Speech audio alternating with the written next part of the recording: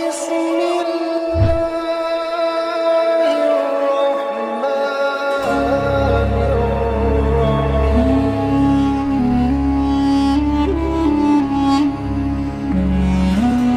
الله الرحمن الرحيم Bismillahirrahmanirrahim. Assalamualaikum warahmatullahi wabarakatuh. Alhamdulillahi rabbil alamin. Wabihi nasta'inu ala umuri dunya waddin. Assalatu wassalamu ala sayyidina Muhammadin wa ala alihi wa sahbihi ajma'in. Sahabat Asma sejati yang dirahmati Allah, syukur alhamdulillah kita semua bisa berjumpa lagi di channel Asma Sejati ini. Dan semoga kita semua selalu diberikan kesehatan jasmani dan rohani, dipanjangkan umurnya, dilapangkan rezekinya, diampuni dosanya, dan semua hajat dan keinginan kita bisa diijabah dan dikabulkan oleh Allah Subhanahu wa Ta'ala. Amin ya Allah ya Rabbal Alamin. Salawat dan salam semoga selamanya tercurah limpahkan kepada junjunan kita Nabi besar Muhammad sallallahu alaihi wasallam. Allahumma salli ala sayyidina Muhammad wa ala alihi wa sahbihi wa sallim. Sahabat Asma sejati yang dirahmati Allah, manusia adalah tempatnya salah dan dosa, maka oleh karena itu tidak ada seorang pun manusia yang tidak memiliki salah dan dosa, karena hanyalah Rasulullah sallallahu alaihi wasallam lah yang ma'sum, yang terjaga dari melakukan dosa. Maka oleh sebab itu, salah satu cara untuk bertaubat dan memohon ampunan kepada Allah Subhanahu wa Ta'ala dari setiap dosa yang telah kita lakukan, baik disengaja ataupun tidak, yaitu dengan rutin memperbanyak membaca istighfar setiap hari.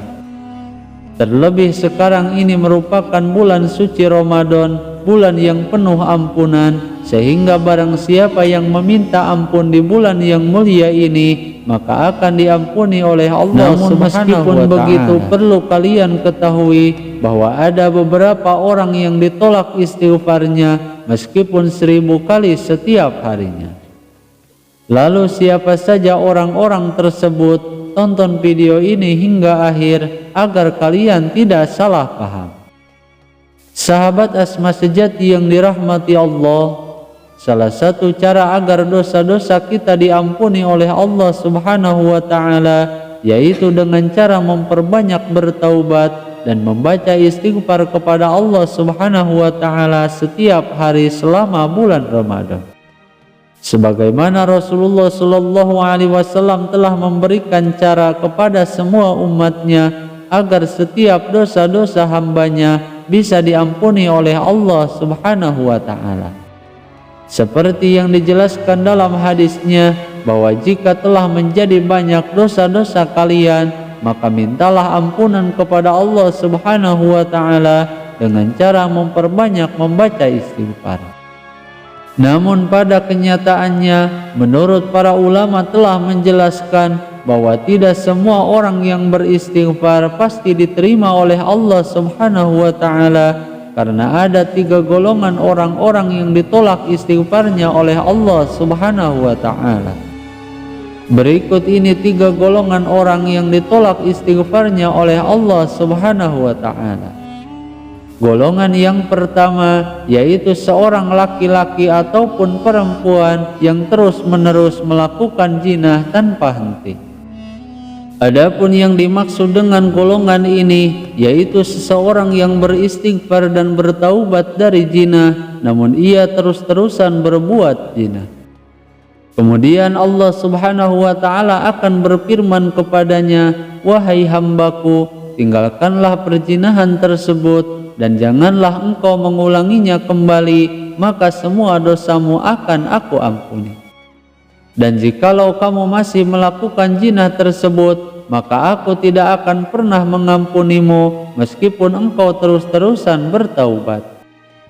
Karena menurut para ulama telah mengatakan bahwa salah satu syarat diterimanya taubat yaitu menyesali atas kesalahannya dan kemudian meninggalkan semua kesalahan tersebut dan berusaha agar tidak kembali pada dosa dan kesalahan tersebut. Sebagaimana Tuan Syekh Abdul Qadir Al-Jailani menyampaikan dalam salah satu kitabnya bahwa dari ketiga syarat tersebut, yang pertama yaitu menyesali atas kesalahan yang telah dilakukan, kemudian yang kedua yaitu meninggalkan setiap kesalahan tersebut, dan yang ketiga yaitu berjanji dan berusaha untuk tidak melakukan dosa itu kembali.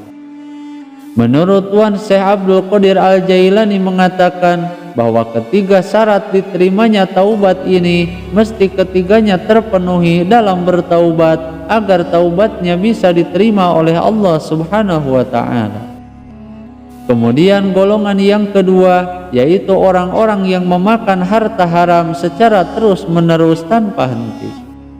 Maka jika seseorang beristighfar dan bertaubat kepada Allah Subhanahu wa ta'ala karena ia telah memakan harta haram atau memakan harta yang bukan miliknya, namun ia terus-terusan memakan harta tersebut, maka Allah Subhanahu wa ta'ala akan berfirman kepadanya, "Wahai hambaku, jika engkau menginginkan taubatmu diterima, istighfarmu diterima, maka kembalikanlah harta haram yang telah engkau makan tersebut dan mintalah ridho darinya, maka pasti semua kesalahanmu akan aku ampuni.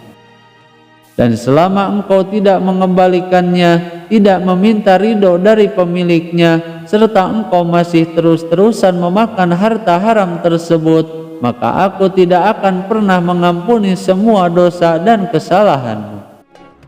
Kemudian golongan yang ketiga yaitu seseorang yang memakai pakaian yang memperlihatkan auratnya atau memperlihatkan semua lekuk tubuhnya, sehingga meskipun terus-terusan beristighfar dari auratnya, namun ia terus-terusan memakainya tanpa henti, maka istighfarnya dianggap tidak akan diterima oleh Allah Subhanahu wa ta'ala. Karena seperti yang sudah saya bahas di awal tadi, syarat utama diterimanya taubat seseorang dalam ilmu tasawuf yaitu meninggalkan perbuatan tersebut dan tidak mengulanginya kembali.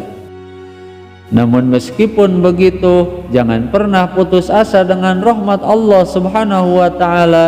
Teruslah bertaubat meskipun kita belum mampu sepenuhnya meninggalkan dosa tersebut, karena Allah Subhanahu wa ta'ala Maha Pengampun kepada setiap hambanya yang mau dan sungguh-sungguh dalam bertaubat.